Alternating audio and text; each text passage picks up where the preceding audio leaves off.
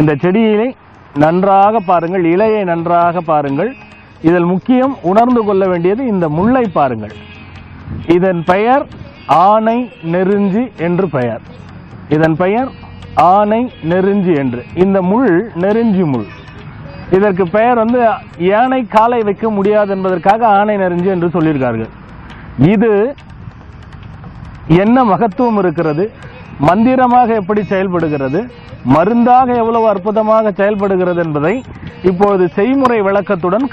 இந்த ஒரு சாதாரண நீர், இந்த நீரிலே இந்த செடியை நான் இப்பொழுது கலக்குகின்றேன். நன்றாக கவனித்துக் கொள்ளுங்கள். இதில் இருக்கக்கூடிய அற்புதத்தை பாருங்கள். இது நிறைய பேருக்கு தெரியும், ஆனால் இதில் என்னென்ன இருக்குது என்பது நிறைய பேருக்கு தெரியாது. இப்பொழுது நான் இந்த தண்ணியை நான் கலக்கி விட்டேன். இப்பொழுது சாதாரணமாக இந்த நீர் கொட்டி கொண்டிருக்கிறது. இன்னும் சிறிது நேரத்தில் பாருங்கள்.